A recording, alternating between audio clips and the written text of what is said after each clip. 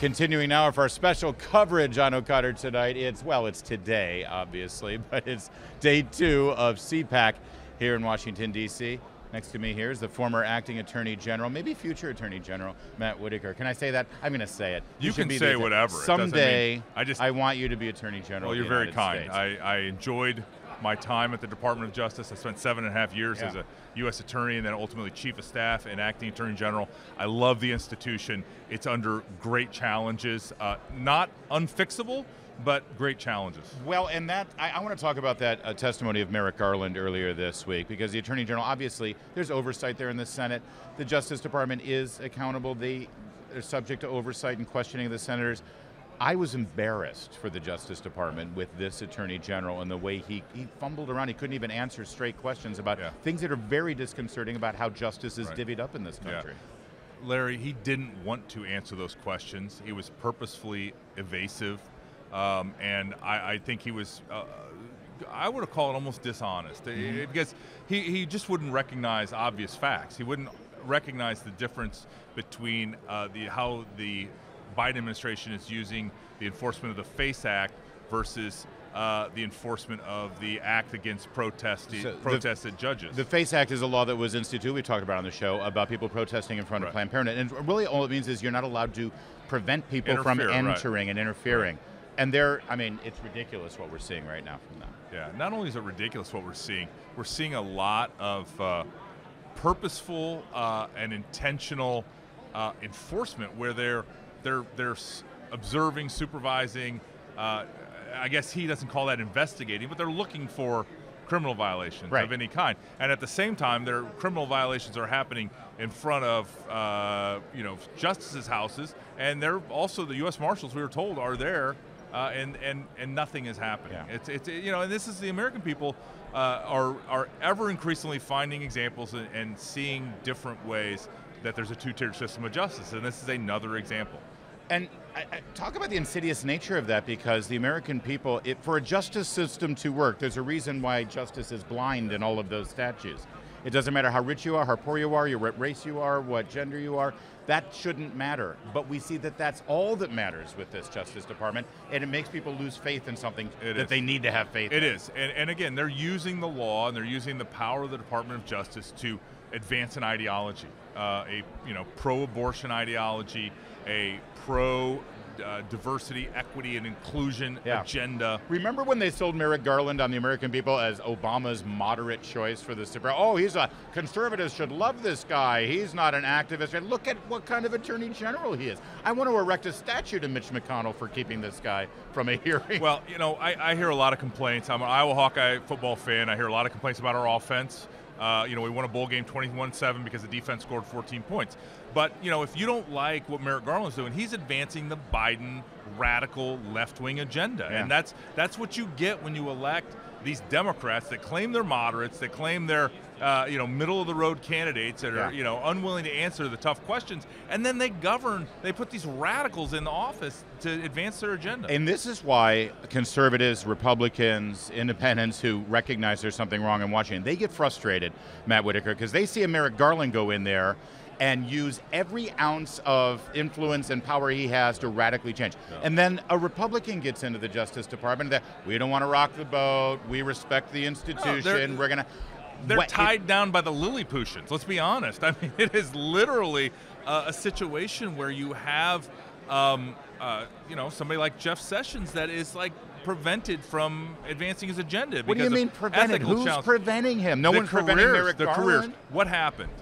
He comes in February. Jeff Sessions comes in February 2017, and by March he's recused because the careers at Justice tell him he has to recuse because he met with a... I hear you, and I know that you worked with Jeff Sessions. He was recused from Russia, but not all the other stuff. Exactly. There's other stuff he could have done. But as soon as you bifurcate the Department of Justice and you take the AG, put him here, and make an acting Attorney General over here that's in charge of the most important thing going on at the time, it really makes it impossible to advance any kind of agenda. And when you were acting AG, listen, when you're an acting AG, you can't go in there and clean house, right? That's not your job. And so I recognize that you had to make sure things worked and ran and everything was maintained. But if the president had asked me to clean house, I would have cleaned house. Well, but see, that's the great...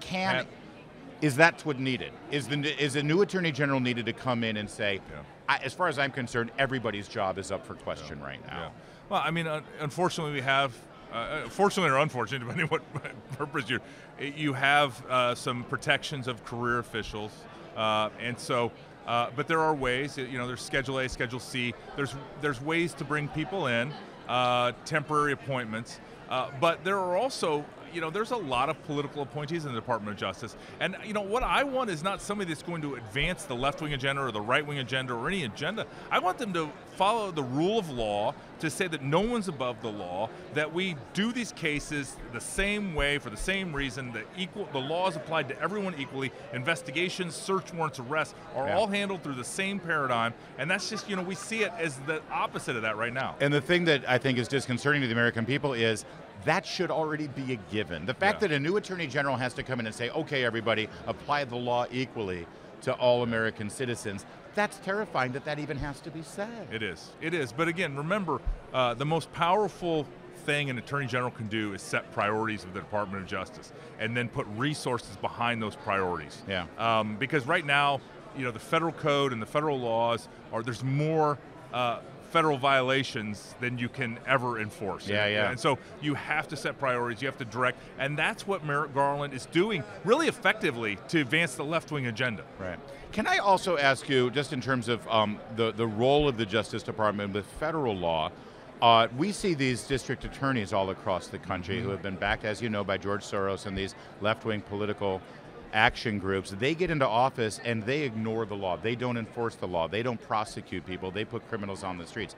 We saw a recall in San Francisco, of the DA there.